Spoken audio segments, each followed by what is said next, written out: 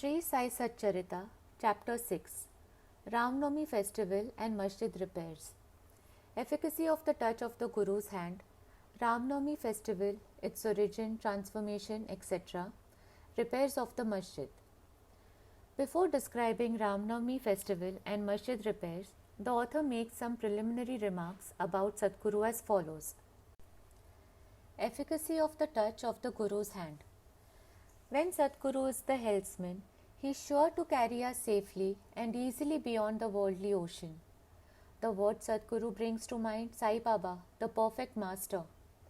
He appears to me as if standing before me and applying Udi's sacred ashes to my forehead and placing his hand of blessing on my head. Then joy fills my heart and love overflows through my eyes. Wonderful is the power of the touch of Guru's hand. The subtle body, consisting of thoughts and desires, which cannot be burnt by the gross fire, is destroyed by the mere touch of the Guru's hand, and the sins of many past births are cleaned and washed away. Even the speech of those who feel agitated when they hear religious and godly talks attain calmness. The sight of Sai Baba's handsome form chokes our throat with joy, makes the eyes overflow with tears, and overwhelms the heart with emotions. It awakens in us, I am He, Soham, Brahma consciousness, manifests the joy of self-realization, and dissolving the distinction of I and Thou, makes us one with the Supreme Reality. When I begin to read scriptures, at every step I am reminded of my Sadguru Sai Baba, who assumes the form of Rama or Krishna and makes me listen to his life. For instance, when I sit to listen to Bhagavad, Sai becomes Krishna from top to toe, and I think he sings the Bhagavad or Uddhav Gita, song of teachings by Lord Sri Krishna to his disciple Uddhav for the welfare of the devotees.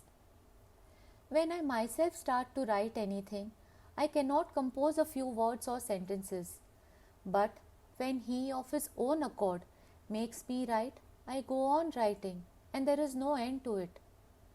When the disciple's egoism props up, he presses it down with his hand and gives him his own power, makes him gain his object, and thus satisfies and blesses him. If anyone prostrates before Sai and surrenders heart and soul to him, then all the chief objects of life, which is dharma, righteousness, artha, wealth, kama, desire, and moksha, deliverance, are easy and attained unsolicitedly. 4 paths, which is karma, dhyan, yoga, and bhakti, lead us separately to God. Of these, the path of bhakti is thorny and full of pits and ditches, and thus difficult to traverse. But if you, relying on your Sadguru, avoid the pits and thorns and walk straight, it will take you to the destination God, so says Sai Baba. After philosophizing about the self-existent Brahma, his power Maya to create this world and the world created, and then stating that all these three are ultimately one and the same, the author quotes Sai Baba's words guaranteeing the welfare of the bhaktas. There will never be any dearth or scarcity regarding food and clothes in my devotee's home. It is my special characteristic that I always look to and provide for the welfare of those devotees who worship me wholeheartedly with their minds ever fixed on me. Lord Krishna has also said the same in Gita. Therefore, strive not much for food and clothes. If you want anything, beg of the Lord. Renounce worldly honors. Try to get God's grace and blessings and be honored in His court. Do not be deluded by worldly honor. The form of the deity should be firmly fixed in the mind. Let all the senses and mind be ever devoted to the worship of the Lord. Let there be no attraction for any other thing. Fix the mind in remembering me always, so that it will not wander elsewhere, towards body, wealth, and home. Then it will be calm, peaceful, and carefree. This is the sign of the mind being well engaged in good company. If the mind is vagrant, it cannot be called well merged in him. After quoting these words, the author goes on to relate the story of Rama Navami festival in Shirdi. As Rama Navami is the most celebrated festival at Shirdi, another fuller account, as published in the Sri Sai Leela magazine of 1925, is also referred to, and a summary of the festival as related in both these accounts is attempted here. Origin: one Mr. Gopal Rao Gund was a surveyor in the survey department at Kopargaon. He was a great devotee of Baba. He had 3 wives but no issue. With Sai Baba's blessings, a son was born to him. In the joy that he felt due to this, an idea of celebrating a fair or urus occurred to him in the year 1897, and he placed it for consideration before other Shirdi devotees like Tatya Patil, Dada Kote Patil, and Madhavrao Deshpande Shama. They all approved of the idea and got for it Sai Baba's permission and blessings. Then an application for getting the collector's sanction for celebrating the urus was made. But as the village Kulkarni reported against the fair, the sanction was refused. But as Baba had blessed it, they tried again and ultimately succeeded in getting the collector's sanction. The day for the urus was fixed on Ram Navami day after having consultation with Sai Baba. It seems he had some purpose in this, that is, the unification of the two festivals, the urus and the Ram Navami, and the unification of the two communities, the Hindus and the Mohammedans. As future events showed, this end or object was duly achieved. Though the permission was obtained, but other difficulties cropped up. Shirdi was a village and there was scarcity of water. There were 2 wells in the village. The one in use dried up soon, and the water from the second was brackish. This brackish water was turned sweet by Sai Baba by putting flowers into it. As the water of this well was insufficient, so Tatya Patil had to arrange to get water from outside. Temporary shops were to be constructed and wrestling bouts arranged. Gopal Rao Gund had a friend by name Damu Anna Kasar of Ahmednagar. He also was similarly unhappy in the matter of progeny, though he had 2 wives. He too was blessed by Sai Baba with sons, and Mr. Gund prevailed upon his friend to prepare and supply 1 flag for the procession of the fair. He also succeeded in inducing Mr. Nana Sahib Nimonkar to supply another flag. Both these flags were taken in the procession through the village and finally fixed at the 2 corners of the masjid, which is called by Sai Baba as Dwarka Mai. This is being done even now. The Sandal procession. There was another procession which was started in this fair. This idea of Sandal procession originated with one Mr. Shakkar Dalal, a Mohammedan Bhakt from Korla. This procession is held in the honor of great Muslim saints. Sandal, that is chandan paste and scrapings, were put in a thali, flat dishes, and carried with incense burning before them in procession to the accompaniment of band and music through the village, and then, after returning to the masjid, the contents of the dishes are thrown on the nimbar, niche, and the walls of the masjid with hands. This work was managed by Mr. Amir Shakkar for the first 3 years and then afterwards by his wife. So, on the same day, the 2 processions, the flags by the Hindus and that of the sandal by the Muslims, went on side by side and are still going on without any problem. Arrangement. This day was very dear and sacred to the devotees of Sai Baba. Most of them turned up for the occasion and took part in the management of the fair. Tatya Kote Patil looked to all outward affairs, while the internal management was entirely left to Radha Krishna Mai, a female devotee of Baba.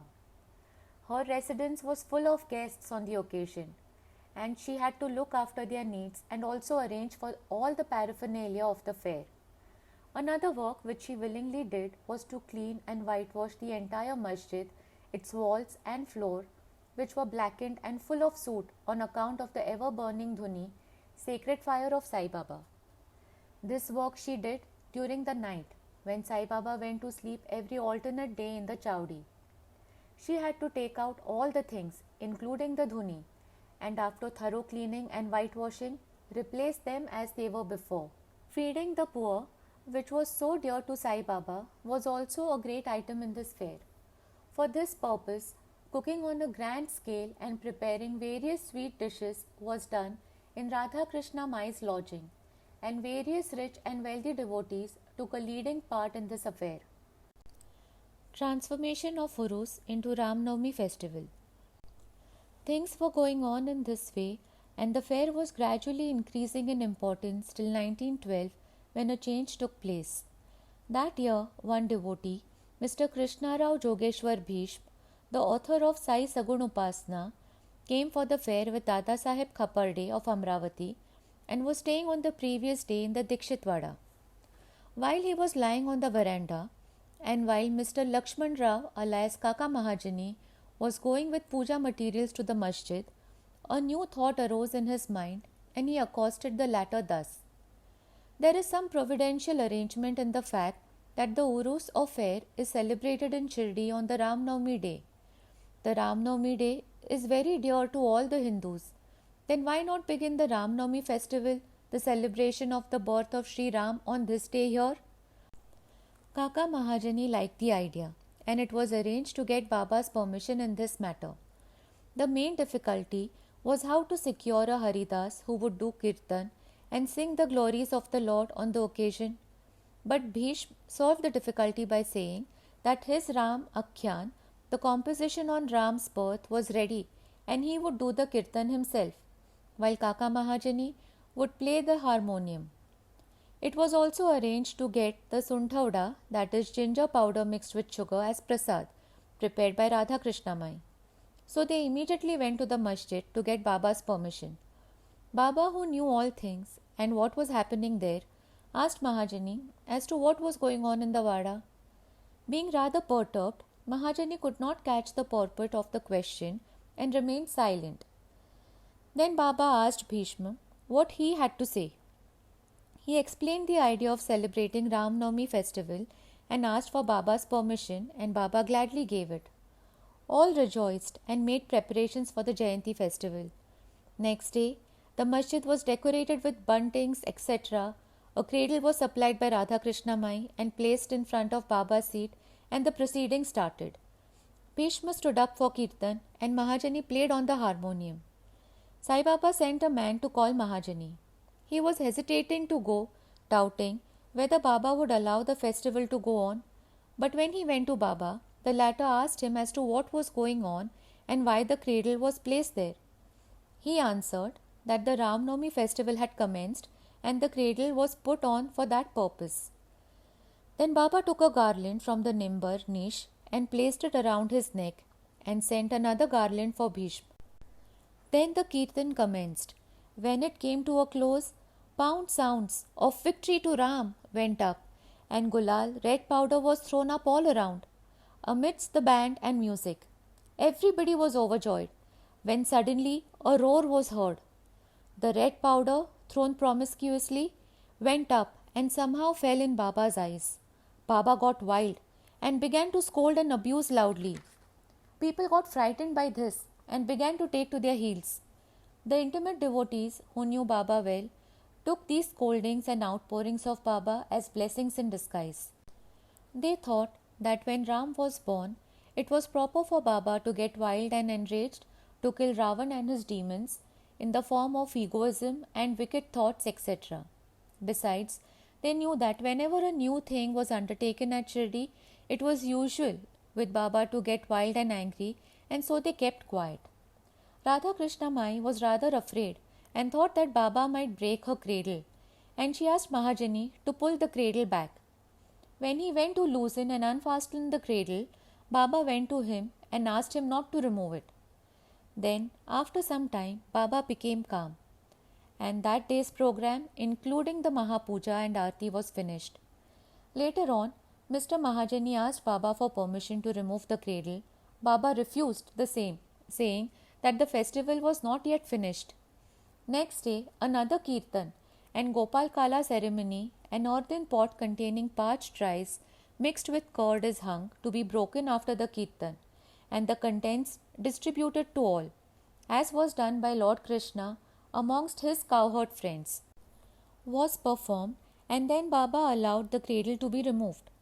While the Ram Navami festival was thus going on, the procession of the two flags by day and that of the Sandal by night went off with the usual pomp and show. From this time onwards, the Urus of Baba was transformed into the Ram Navami festival.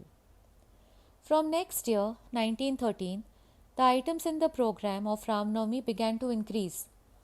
Radha Krishna Mai started a Nam Sapta, singing the glory of the God's name continuously day and night for 7 days, from the 11th day of Chaitra. For this, all devotees took part by turns, and she also joined in sometimes early in the morning. As Ram Navami festival is celebrated in many places all over the country, the difficulty of getting a Haridas was felt again. But 5 or 6 days before the festival, Mahajani incidentally met Balabua, who was also known as modern Tukaram, and got him to do the kirtan that year. The next year, that is 1914, another Balabua Satarkar of Birhad, Siddha Kavate, district Satara, could not act as a Haridas in his own town as plague was prevailing there, and so he came to Shirdi. With Baba's permission, which was secured through Kaka Sahib Dikshit, he did the kirtan and was sufficiently recompensed for his labour. The difficulty of getting a new Haridas every year was finally solved from 1914 by Sai Baba, as he entrusted this function to Das Kanu Maharaj permanently, and since that time he has been successfully and creditably conducting that function up till now. Since 1912, this festival began to grow gradually year by year. From the 8th to the 12th of Chaitra, Shirdi looked like a beehive of men. Shops began to increase. Celebrated wrestlers took part in wrestling bouts. Feeding of the poor was done on a grander scale. Hard work and sincere efforts of Radha Krishna Mai had turned Shirdi into a sansthan. State paraphernalia increased. A beautiful horse, a palanquin, chariot, many silver items, utensils, pots, buckets, pictures, mirrors, etc. were presented. Elephants were also sent for the procession.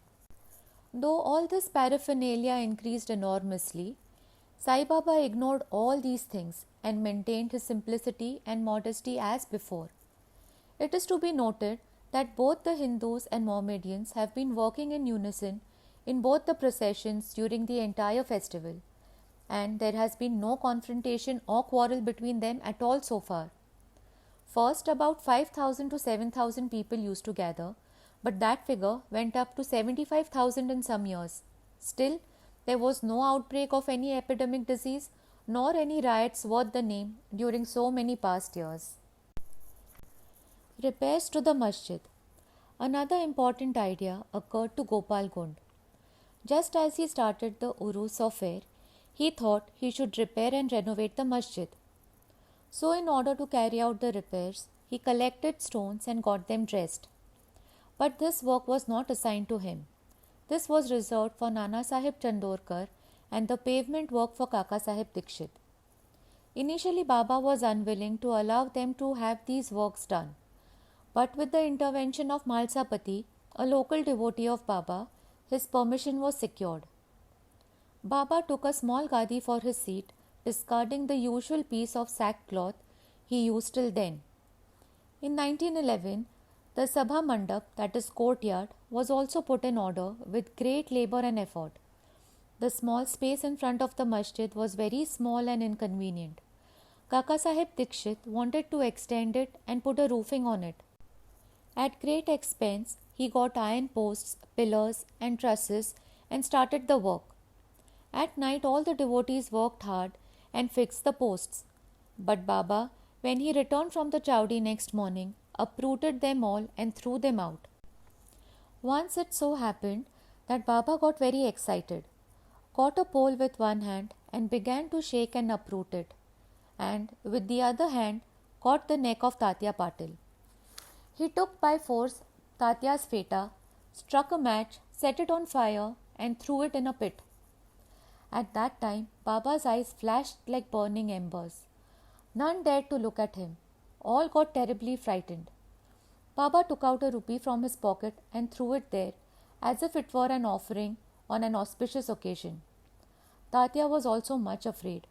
None knew what was going to happen to Tatya, and none dared to interfere. Bhagoji Shinde, the leaper devotee of Baba, made a bold advance, but he was pushed aside by Baba. Madhavrao was also similarly treated, pelted with brick pieces. So all those who went to intercede were similarly dealt with. But after some time, Baba's anger cooled down. He sent for a shopkeeper, got from him an embroidered feta, and himself tied it on Tatya's head, as if he were being given a special honor. All the people were wonderstruck to see the strange behavior of Baba. They were at a loss to know what enraged Baba so suddenly and what led him to assault Tatya Patil, and why his anger cooled down the next moment. Baba was sometimes very calm and quiet and talked sweet things with love, but suddenly, with or without any pretext, got enraged. Many such incidents may be related, but I do not know which to choose and which to omit. I therefore refer them as they occur to me. In the next chapter, the question whether Baba was a Hindu or Mohammedan will be taken up, and his yogic practices and powers and other matters will also be dealt with. Bow to Sri Sai Baba, peace be to all.